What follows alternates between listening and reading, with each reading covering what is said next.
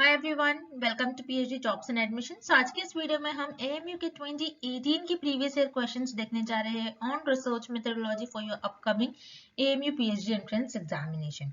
जैसे कि आप सभी को पता है, एएमयू का जो पीएचडी एंट्रेंस एग्जामिनेशन है आपका, ये 15 से 22 ऑफ नवंबर के बीच में कंडक्ट करवाया जा रहा है। यानी अगर आप आज से प्रॉपरली डेज अगर काउंट करते हो तो सिर्फ और सिर्फ आपके एग्जामिनेशन के लिए 10 to 15 डेज ही रिमेनिंग है।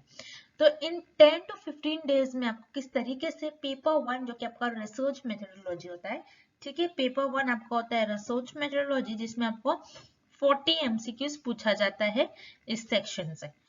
तो आपको 40 एमसीक्यूज के लिए किस तरीके से प्रिपेयर करना है।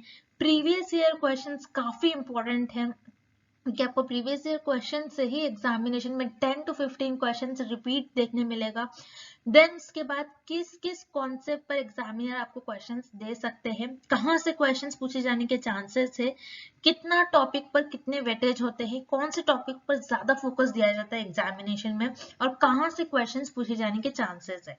तो ये सारा हमारे एक्सपर्ट्स के, हमारे टीम के जो स्कॉलर्स है, वो आपको बताते हैं कि कहाँ से क्वेश्चंस पूछे जाने के चांसेस है, कितने क्वेश्चंस कहाँ से पूछा जाएगा। तो पेपर वन के लिए हम आपको गारंटीड सिलेक्शन होने की हम आपको ये गारंटी देते हैं। यानी पेपर वन में आपको पास करने की रिस्पॉन्सिबिलिटी ये हमारी होती है, हम आपको पास करवा देंगे, ये हमारी टीम गारंटी लेती है। ठीक है, सो पेपर वन का हम आपको कंप्लीट पैकेज प्रोवाइड करते हैं, रिवीजन पैकेज भी हम आपको प्रोवाइड करते हैं, एंड मोमेंट रिवीजन पैकेज भी प्रोवाइड करते हैं कि किस तरीके से आपको रिवीजन वगैरह सारी चीजों को फॉलो करना है। और उसी तरीके से पेपर टू का भी हम आपको स्टडी मटेरियल प्रोवाइड करते हैं। ठीक है, paper one as well as paper two का अगर आपको कोर्स एक्सेस करना है तो उसके लिए हमारे ऐप पर आपको विजिट करना होगा, जिसमें आपको नीचे comment as well as description में हमारे लिंक प्रोवाइड कर रखते हैं। हम वन क्लिक में ही आपको सारे स्टडी मटेरियल देखने मिलता है। एंड ये जो आपका व्हाट्सएप नंबर है यहाँ पर हमारा, ये भी हाईलाइटेड है, तो इस व्हाट्सएप नंबर पर भी आप हमें कोर्स के बारे में और ज्यादा आप जानकारी ले सकते हो। So that's it. आपको जल्द से जल्द, जितने जल्दी हो सके उतनी जल्दी, अगर अभी तक भी आपने प्रिपरेशन नहीं करी तो अभी भी आप हमारे कोर्स के थ्रू प्रिपरेशन स्टार्ट कर सकते हो। So that's it and let's begin with today's lecture. तो जैसे कि यहाँ पर आप देख सकते हो, मैं जल्दी से आपको बता दूं, रिसर्च मेथोडोलॉजी पेपर वन का हम आपको कंप्लीट कोर्स प्रोवाइड करते हैं, जिसमें आपको वीडियो लेक्चर्स मिलेंगे, और वीडियो लेक्चर्स आपको प्रीवियस ईयर क्वेश्चंस पर भी वीडियो लेक्चर्स देखने मिलेगा। थियोरी लेक्चर्स है, मोस्ट इंपॉर्टेंट क्वेश्चंस के भी लेक्चर्स हम आपको प्रोवाइड करते हैं। नोट्स है, आपको नोट्स जो है हर एक पॉइंट्स का हमने हाईलाइट कर रखा है, जो इंपॉर्टेंट पॉइंट्स है और जो जनरली इंटरव्यू में पूछे जाते हैं उन पॉइंट्स को हाईलाइट कर रखा है, जो कि आपके इंटरव्यू में काफी हेल्प करता है। आपके मॉक टेस्ट 40 मॉक टेस्ट है, जिसमें आपको 400 आपको एमसीक्यूज कवर होते हैं हर एक मॉक टेस्ट से।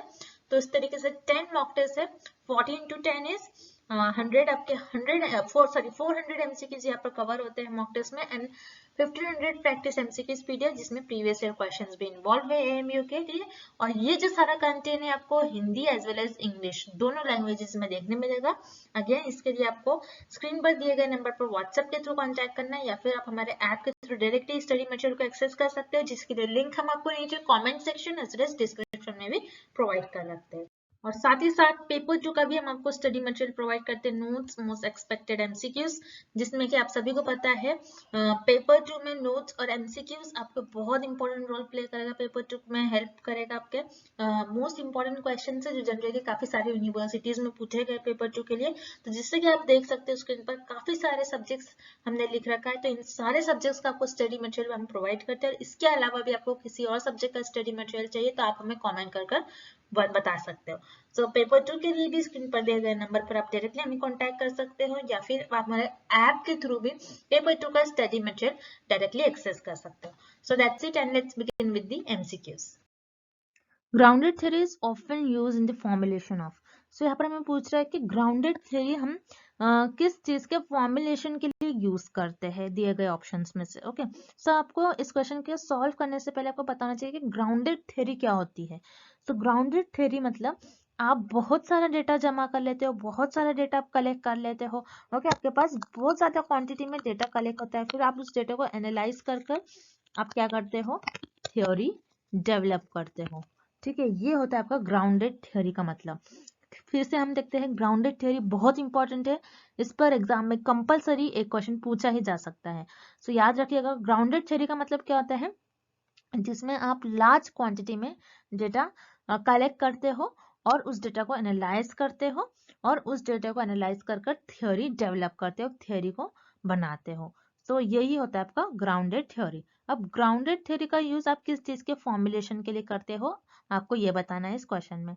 सो यहाँ पर याद रखिएगा, ग्राउंडेड थ्योरी, आप ग्राउंडेड थ्योरी बना रहे हो, ग्राउंडेड थ्योरी पर स्टडी कर रहे हो, तो इसका किस चीज के लिए यूज करा जाएगा कि रिसर्च की इवैल्यूएशन पर। रिसर्च में जब भी आप प्रोग्राम्स पर काम करें, उसका इवैल्यूएशन पर, पॉलिसीज के इवैल्यूएशन पर, किस तरीके से उस रिसर्च को इवैल्यूएट करा जाए, किस तरीके से उसको स्टार्ट करा जाए। सो यहाँ पर आपका ऑप्शन ए करेक्ट हो जाएगा। सो ग्राउंडेड थ्योरी जो होती है आपकी फॉर्म यूज करी जाती है formulation of policies, programme and evaluation of research. अब जो इनकरेक्ट ऑप्शन है उससे भी हम देख लेते हैं। Opportunity for exploring the facts, यानी जो ट्रूथ है उसको किस तरीके से आपको एक्सप्लोर करना है, तो इसके लिए आप ग्राउंडेड थ्योरी का तो यूज नहीं करोगे ऑब्वियसली। यहाँ पर आपका ऑप्शन भी इनकरेक्ट हो जाएगा। उसी तरीके से option C, categorising data, data को आप ऑर्गेनाइज वे में कैटेगराइज कर रहे हो, आप प्रॉपर आप क्या कर रहे हो, डेटा को एक जगह जमा कर रहे हो। तो सिर्फ इसी को नहीं कहोगे आप ग्राउंडेड थ्योरी, इससे आप थ्योरी कुछ डेवलप करते हो तो उसे हम कहते हैं ग्राउंडेड थ्योरी। सिर्फ डेटा को कैटेगराइज करने के लिए हम इसे ग्राउंडेड थ्योरी का यूज नहीं करेंगे। Then option D, understanding the culture, किसी कल्चर को अंडरस्टैंड करने के लिए आप ग्राउंडेड थ्योरी का यूज नहीं करोगे। सो यहाँ पर आपका ऑप्शन डी इनकरेक्ट हो जाएगा। सो इस क्वेश्चन का आपका राइट आंसर हो जाएगा option A. Next, a tool in research demands priority on, ठीक है। तो यहाँ पर हमें कुछ रिसर्च के टूल्स दिए गए हैं और यू कैन से रिसर्च के कुछ कैरेक्टरिस्टिक्स दिए गए हैं। तो यहाँ पर जो मेन है, जिस चीज पर हम रिसर्च में किन टूल्स को ज्यादा प्रायोरिटी देते हैं, डिमांड किस चीज की है, तो हमें इस क्वेश्चन में ये बताना है, ठीक है। तो option is objectivity. Yes, objectivity जो है, ऑब्जेक्टिविटी यानी हमारे रिसर्च का एम क्या है, ठीक है। आप क्यों रिसर्च परफॉर्म कर रहे हो, उसका मोटिव क्या है, उसका एम क्या है, आपको क्यों परफॉर्म करना है, उसका ऑब्जेक्टिव क्या है। आप जो रिसर्च परफॉर्म कर रहे हैं उससे जो आउटकम्स आए हैं, क्या वो हमारी सोसाइटी के लिए बेनिफिशियल होंगे या फिर नहीं, हम क्यों परफॉर्म करें वो रिसर्च, उससे हमें कुछ बेनिफिट होना चाहिए। तो यही होता है ऑब्जेक्टिविटी। यस, रिसर्च हम इसीलिए परफॉर्म करते कि वो एक ऑब्जेक्टिव हो, ठीक है, उसका पीछे कुछ मोटिव हो, उसके पीछे कुछ एम हो। तो yes, it is very important. और जो ऑब्जेक्टिविटी टूल है रिसर्च में, हम इसको बहुत ज्यादा प्रायोरिटी देते हैं, ठीक है। देन साइक्लिकलिटी, साइक्लिकलिटी क्या होता है, जैसे कि आपको पता है रिसर्च को जो मेथड है, रिसर्च एक साइक्लिक प्रोसेस है, जहां से आप स्टार्ट करोगे वहां पर एक पॉइंट पर आके वो एंड होता है। So yes, this is also very important कि आप कैसे मेथड्स यूज कर रहे हो, किस तरीके से आप रिसर्च परफॉर्म कर रहे हो, साइक्लिकलिटी होनी चाहिए आपकी रिसर्च में। Then third is reliability. Reliability क्या होता है, याद रखना है, रिलायबिलिटी जो होता है आपका वैलिडिटी से अपोजिट होता है। रिलायबिलिटी का मतलब होता है आप मोर देन जो आपका जो भी आप एक्सपेरिमेंट्स परफॉर्म कर रहे हो, आप जो भी रिजल्ट लाना चाहते हो, आप एक से ज्यादा बार परफॉर्म करते हो, ओके, मोर देन वंस, ठीक है।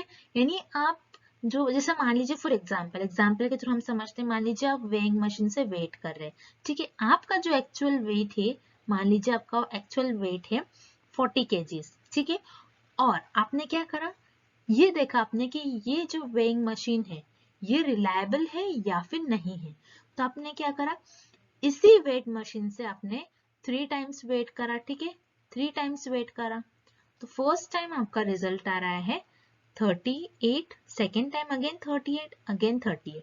तो यहाँ पर ये जो रिजल्ट है, आपका जो वेट है ये प्रॉपर एक्यूरेट वेट तो नहीं दिखा रहा है, लेकिन हर बार आप जब टेस्ट कर रहे हो तो ये क्या हो रहा है, आपका सेम रिजल्ट बता रहा है, ठीक है। लेकिन वैलिडिटी जो होती है ये इसका अपोजिट होता है। वैलिडिटी क्या होती है, जो आपका एक्चुअल मेजरमेंट है वही ये मशीन बताए, तब हम कहेंगे कि वो रिसर्च वैलिड है, ठीक है। रिलायबिलिटी यानी आप देख रहे हो कि रिजल्ट रिलायबल आ रहा है या फिर नहीं, आप बार बार चेक कर रहे हो उसको, ठीक है, ये होता है आपका reliability. Very important, again very important characteristics और very important tool in research. So यहाँ पर सारे जो है हम इसको रिसर्च में, सारे टूल्स को हम रिसर्च में हाई प्रायोरिटी पर रखते हैं। तो इसीलिए इस क्वेश्चन का आपका राइट आंसर हो जाएगा option D, all of the above. Next, the normal distribution is the one which the value of, तो यहाँ पर हमें क्या पूछ रहा है कि एक आपके पास एक जो डिस्ट्रीब्यूशन एक नॉर्मल डिस्ट्रीब्यूशन है, ठीक है, वेरी इंपॉर्टेंट। हमें क्वेश्चन में क्या पूछा जा रहा है वो आपको समझना है पहले। एक नॉर्मल डिस्ट्रीब्यूशन है, ठीक है। अगर एक नॉर्मल डिस्ट्रीब्यूशन है तो उसमें उस डिस्ट्रीब्यूशन में आपकी वेरिएंस, स्टैंडर्ड डिविएशन या फिर मीन, मीडियन एंड मोड, इसका क्या रिलेशन होना चाहिए, इसकी वैल्यूज क्या होने चाहिए, ठीक है। तो नॉर्मल डिस्ट्रीब्यूशन क्या होता है आपको पहले ये पता होना चाहिए। तो यहाँ पर हम एक डिस्ट्रीब्यूशन ड्रॉ करते हैं, ठीक है। तो ये होता है आपका एक नॉर्मल डिस्ट्रीब्यूशन, ठीक है। इस डिस्ट्रीब्यूशन को आप क्या कहोगे, ये डिस्ट्रीब्यूशन क्या है, एक नॉर्मल डिस्ट्रीब्यूशन है। अब यहाँ पर जो सारे टर्म्स यूज करे गए आपके ऑप्शंस में, variance, standard deviation, mean, mode, median, तो ये सारे टर्म्स क्या होते हैं आपको इसका मीनिंग पता होना चाहिए, तभी आप इस क्वेश्चन को सॉल्व कर पाओगे, ठीक है। तो ये डिस्ट्रीब्यूशन क्या होता है आपको पहले ये पता होना चाहिए। डिस्ट्रीब्यूशन क्या होता है, मान लीजिए हम क्या करते हैं रिसर्च में, पॉपुलेशन लेते हैं, पॉपुलेशन में से कुछ पार्ट लेते हैं जो कि हमारा सैंपल बन जाता है, ओके। पॉपुलेशन के कुछ पार्ट पर हम स्टडी करते हैं जो कि हमारा सैंपल बन जाता है। अब इसी सैंपल से हमको जो भी इंफॉर्मेशन मिलती है उस इंफॉर्मेशन को हम क्या करते हैं, ग्राफिकल वे में रिप्रेजेंट करते हैं, उसी को हम कहते हैं नॉर्मल डिस्ट्रीब्यूशन, ठीक है। आई होप कि नॉर्मल डिस्ट्रीब्यूशन क्या होता है सभी को क्लियर है।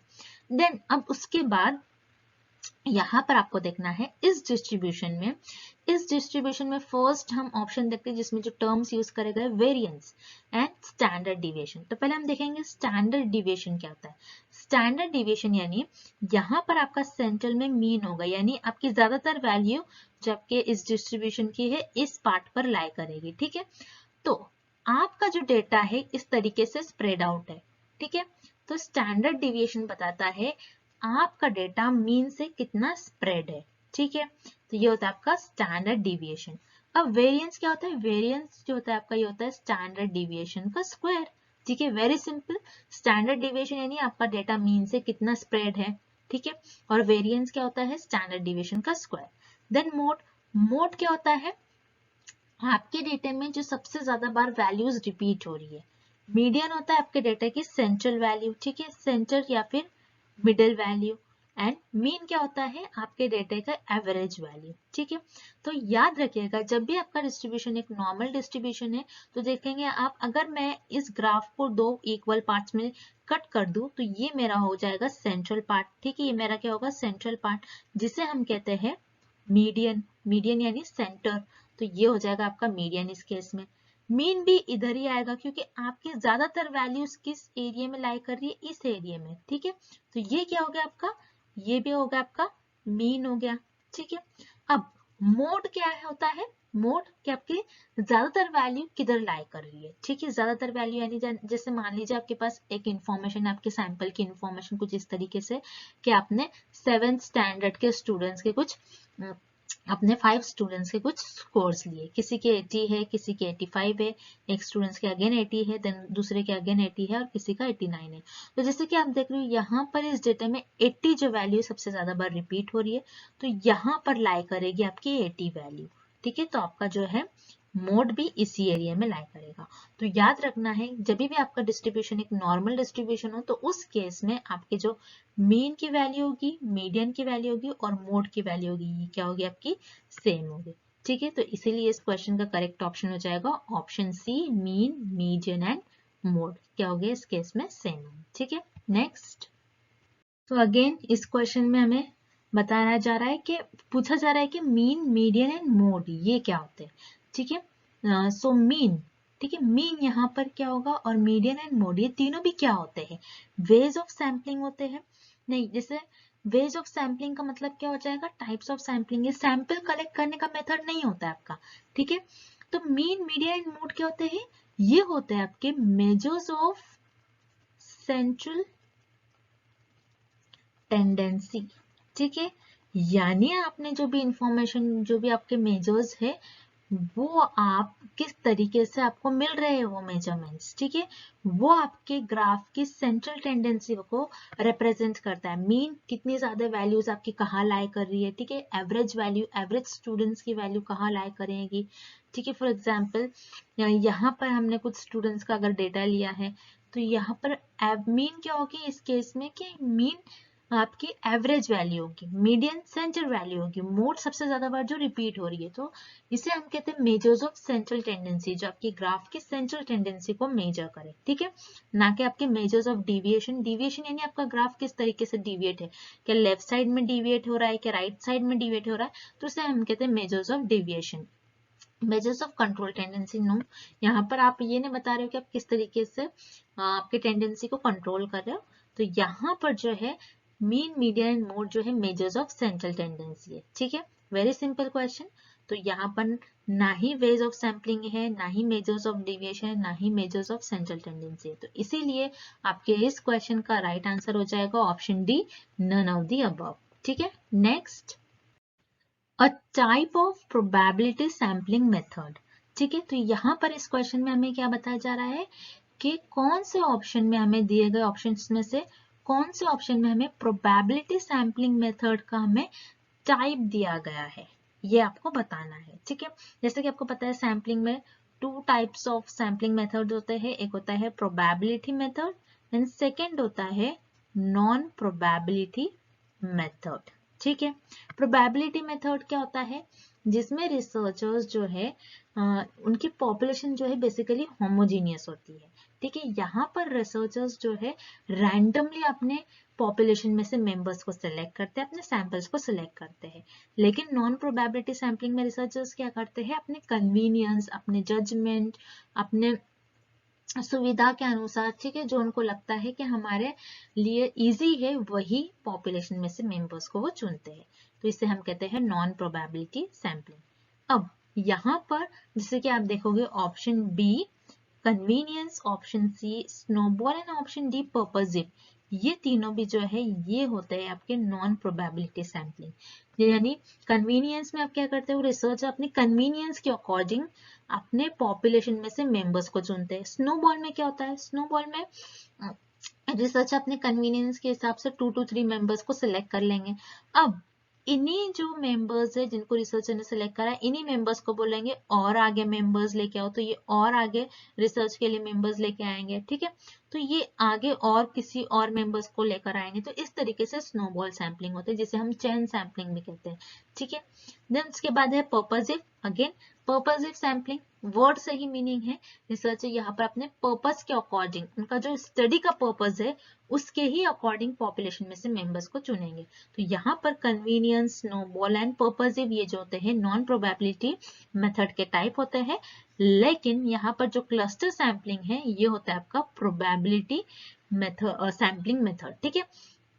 तो क्लस्टर सैम्पलिंग क्या होता है, तो आपको ये फिगर के थ्रू इजीली आप समझ सकते हो यहाँ पर क्लस्टर सैम्पलिंग बेसिकली होता क्या है, ठीक है। तो जैसे कि इस फिगर को आपको देखना है, फिगर को हम देखते हैं, यहाँ पर क्लस्टर सैम्पलिंग में क्या होता है, पॉपुलेशन जो होती है आपकी होमोजेनियस होती है, जो कि बहुत ज्यादा लार्ज होती है। क्लस्टर्स यानी बहुत ज्यादा ह्यूज अमाउंट में, क्लस्टर्स ग्रुप्स, ठीक है। तो आप क्या करते हो, पॉपुलेशन में से आपके जो आप ग्रुप्स बनाते हो, बहुत ज्यादा पॉपुलेशन होती है, बहुत ज्यादा पॉपुलेशन क्या, जैसे मान लीजिए फॉर एग्जांपल यहाँ पे 3-3 का इन्होंने ग्रुप बनाया, आप किसी भी तरीके से बना सकते हो, 4-4 का बना सकते हो, 5-5 का बना सकते हो। तो इस तरीके से हमने क्या करा, बहुत ज्यादा पॉपुलेशन में से कुछ पॉपुलेशन को लिया और हमने यहाँ पर उनका क्लस्टर्स डिजाइन कर लिया, यानी उनका यहाँ पर हमने ग्रुप बना लिया, ठीक है। जैसे कि आप देख रहे हैं यहाँ पर 1 2 3 4 5 6 ग्रुप्स है। अब 6 ग्रुप में से हमने क्या करा, सिर्फ 2 ही ग्रुप को चुन लिया जो कि हमारा सैंपल बन गया। तो यहाँ पर आप एक एक मेंबर नहीं लोगे हर एक ग्रुप से, आपको होल क्लस्टर आपको सिलेक्ट करना है। जैसे कि यहाँ पर उन्होंने फर्स्ट क्लस्टर सिलेक्ट करा है एंड देन ये वाला क्लस्टर सिलेक्ट करा है। तो बोलने का मतलब यहाँ पर ये है कि यहाँ से एक मेंबर, यहाँ से एक मेंबर आप ऐसा नहीं सिलेक्ट करते हो, बल्कि आपको होल ग्रुप सिलेक्ट करना होता है, ठीक है, पूरा का पूरा group as a sample select करना होता है, इसीलिए इसको हम कहते हैं क्लस्टर। ग्रुप्स को हम क्लस्टर भी कहते हैं। तो इसीलिए क्लस्टर में क्या होता है, होमोजेनियस पॉपुलेशन होती है और यहाँ पर रिसर्च अपने कन्वीनियंस के अकॉर्डिंग नहीं, रैंडमली सिलेक्ट करना होता है पॉपुलेशन में से मेंबर्स को, और पॉपुलेशन जो क्लस्टर्स है उसमें से एज इट इज क्लस्टर को रैंडमली चूज करना होता है। तो इसीलिए यहाँ पर जो है क्लस्टर यहाँ पर करेक्ट ऑप्शन हो जाएगा, it is a type of probability sampling method. Okay, next, Which of the following variables can be classified only under the nominal category? तो यहाँ पर हमें कुछ पॉइंट्स गिवन है और हमें बताना है कि ये जो पॉइंट्स हमें दिए गए हैं इनमें से कौन से पॉइंट्स नॉमिनल कैटेगरी के अंडर बिलोंग करेंगे. ठीक है. तो नॉमिनल कैटेगरी क्या होती है? जैसे कि मेजर्स ऑफ स्केल्स जो होते हैं जिसमें नॉमिनल, ऑर्डिनल, ठीक है, इंटरवल, रेशो, ये 4 टाइप्स के स्केल्स ऑफ मेजरमेंट्स होते हैं जिसमें फर्स्ट होता है नॉमिनल. वेरी सिंपल कैटेगरी होती है. नॉमिनल में आप क्या करते हो, बस आपके पास जो भी इंफॉर्मेशन होती है, जो भी डेटा होता है उसके कैटेगरी के हिसाब से, ठीक है, उनके कैरेक्टरिस्टिक्स के बेसिस पर बेसिकली आप यहाँ पर चीजों को कैटेगरी वाइज आप ऑर्गेनाइज करते हो, ठीक है, या फिर क्लासिफाइड करते हो. सो नॉमिनल कैटेगरी में यहाँ पर आपको देखना है बेसिकली आपके पास जो भी डेटा होगा वो डेटा आपके पास क्वालिटेटिव फॉर्म में होगा. ये आपको याद रखना है, ठीक है. Very important point. Nominal category में जो भी आपके पास डेटा होता है बेसिकली क्वालिटेटिव डेटा होता है, ठीक है, क्वालिटेटिव डेटा होता है. ये आपको याद रखना है. तो वन बाय वन हम सारे पॉइंट्स देख लेंगे. First is I colour. Yes, I colour जो है ये आपका नॉमिनल कैटेगरी में बिलोंग करेगा क्योंकि आई कलर, किसी का आई कलर ब्लू है, किसी का ब्लैक है, किसी पर्सन का ग्रीन है. तो यहाँ पर आप क्या कर सकते हो, आई कलर के बेसिस पर पर्सन को आप क्लासिफाइड कर सकते हो. Then second is military rank. So जैसे कि आप देख सकते हो यहाँ पर रैंक वर्ड यूज करा गया. आप नॉमिनल कैटेगरी में रैंक नहीं दे सकते हो बल्कि आप ऑर्डिनल में रैंक देते हो. तो यहाँ पर मिलिट्री रैंक जो है ये नॉमिनल कैटेगरी में बिलोंग नहीं करेगा. देन टाइप ऑफ चीज, ठीक है, सारे टाइप्स की चीज होते हैं. जैसे कि आपने सारे ब्रांड्स देखोगे, सारे डिफरेंट डिफरेंट टाइप्स की चीज होते हैं, डिफरेंट डिफरेंट क्वालिटीज के, ठीक है. तो आप टाइप्स ऑफ चीज यानी चीज के टाइप्स के अकॉर्डिंग आप चीज को क्लासिफाइड कर सकते हो. तो यहाँ पर option point number 3 is also correct और पॉइंट नंबर 3 भी आपको नॉमिनल कैटेगरी के अंडर बिलोंग करेगा. Then political parties affiliation. ठीक है, पॉलिटिकल पार्टीज एफिलिएशन यानी पॉलिटिकल पार्टी है, डिफरेंट डिफरेंट पॉलिटिकल पार्टीज है और डिफरेंट डिफरेंट पॉलिटिकल पार्टीज के डिफरेंट डिफरेंट ग्रुप्स है. तो आप क्या कर सकते हो, यस, उनकी कैरेक्टरिस्टिक्स के बेसिस पर उन पार्टीज को आप क्या कर सकते हो, क्लासिफाइड कर सकते हो. तो यहाँ पर पॉइंट नंबर 4 भी आपका क्या हो जाएगा, नॉमिनल कैटेगरी में बिलोंग करेगा. तो इसीलिए यहाँ पर करेक्ट आपका ऑप्शन हो जाएगा फर्स्ट पॉइंट करेक्ट है, फर्स्ट, थर्ड एंड फोर्थ. ठीक है, तो फर्स्ट, थर्ड एंड फोर्थ ये आपको ऑप्शन सी में दिखेगा. तो इसीलिए यहाँ पर आपका ऑप्शन सी करेक्ट हो जाएगा. नेक्स्ट, तो यहाँ पर आप जो क्वेश्चंस देख रहे हैं तो ये क्वेश्चन है आपका असर्शन एंड रीजनिंग से. तो इस टाइप के भी क्वेश्चन एग्जाम में आपसे पूछे जा सकते हैं. ठीक है, तो यहाँ पर आपको देखना है असर्शन क्या बता रहा है, the correlation coefficient requires that the underlying relationship between the two variables under the consideration is linear. Yes, यहाँ पर आप क्या करते हो, कोरिलेशन कोएफिशिएंट जो होता है उसमें आप किस तरीके से रिलेशनशिप बताते हो, दो वेरिएबल्स के बीच में एक लीनियर रिलेशनशिप. जैसे कि मान लीजिए स्टूडेंट्स एंड टीचर. ठीक है, स्टूडेंट एंड टीचर ये दो आपके पास वेरिएबल है. ये स्ट्रेट फॉरवर्ड एंड लीनियर है. ठीक है, यहाँ पर एक लीनियर जो है, यहाँ पर आप जो वेरिएबल्स का रिलेशनशिप कंसिडर करेंगे दो वेरिएबल्स का, आप किस तरीके से उसको कंसिडर करेंगे, लीनियर वे में. यानी आप सीधा सीधा उसको कंसिडर करेंगे. ऐसा नहीं कि स्टूडेंट्स है फिर पेरेंट्स आ रहा है फिर दूसरा कोई वेरिएबल है फिर टीचर से बिलोंग कर रहा है, नहीं. आप सीधा सीधा एक ही आप यहाँ पर रिलेशन बताओगे, स्ट्रेट फॉरवर्ड लीनियर किसी दो वेरिएबल्स के बीच में. तो यस, कोरिलेशन जो कोएफिशिएंट है यही बताता है कि दो वेरिएबल्स के बीच में किस तरीके से रिलेशन है. तो यहाँ पर आपका असर्शन तो यहाँ पर सही दिया गया. देन रीजनिंग है, the correlation coefficient can only then theoretically assume that any value in the interval between +1 and -1.